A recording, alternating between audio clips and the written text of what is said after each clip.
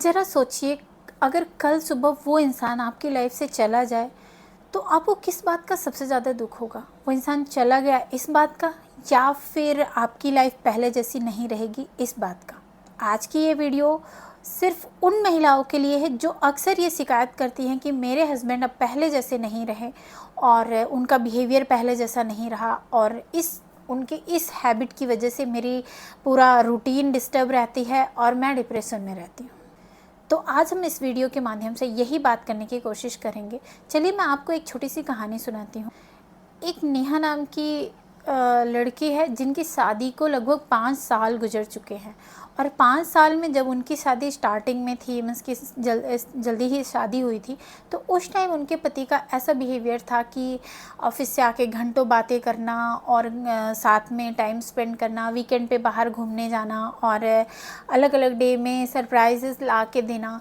लेकिन अब ये कंडीशन है इतने टाइम के बाद कि मीन्स अब उनके पति ऑफिस जाते हैं, ऑफिस से आने के बाद एकदम थके हारे से रहते हैं और मोबाइल चलाते हैं, फिर सो जाते हैं।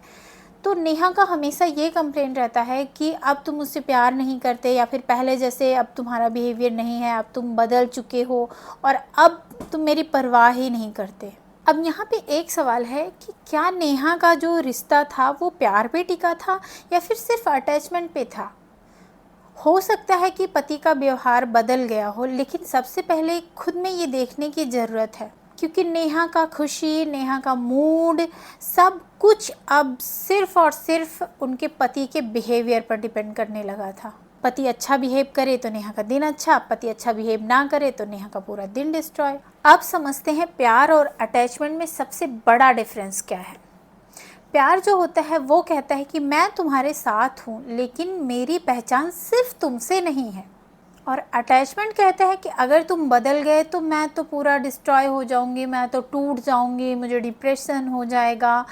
और जो प्यार में होता है ना, वहाँ पे भरोसा होता है कि अगर सामने वाला इंसान बदला है तो मे बी कुछ रीज़न, अलग रीज़न भी हो सकते हैं।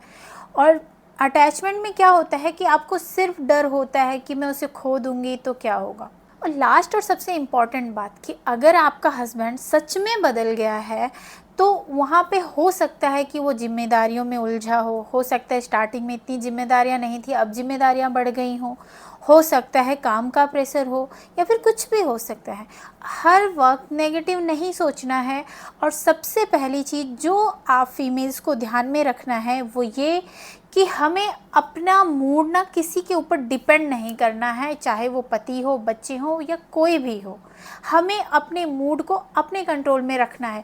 अगर कोई भी मिसबिहेव कर रहा है तो इसका मतलब ये नहीं कि हम पूरा दिन उसकी वजह से जीना छोड़ देंगे। अब खुद से आपको सिर्फ 3 सवाल पूछने की ज़रूरत है। क्या मेरी खुशी सिर्फ मेरे पति के बिहेवियर पे डिपेंड करती है? दूसरा ये, क्या मैं हर छोटी बात को रिजेक्शन समझ लेती हूँ? और तीसरी और सबसे इम्पॉर्टेंट बात, क्या मैं अपने रिश्ते में भरोसे की बजाय डर को लेके जी रही हूँ?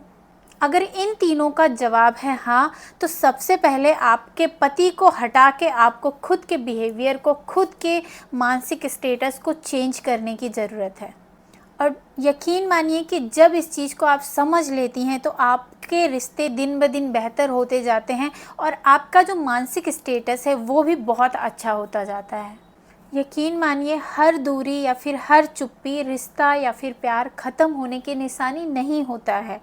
और प्यार का मतलब ये नहीं है कि हर वक्त इंसान साथ ही रहे।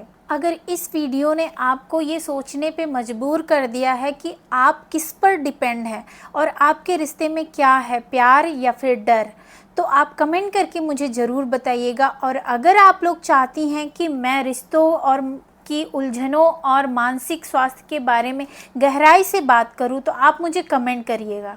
बाकी चैनल को सब्सक्राइब करना मत भूलिएगा। मिलते हैं नेक्स्ट वीडियो में।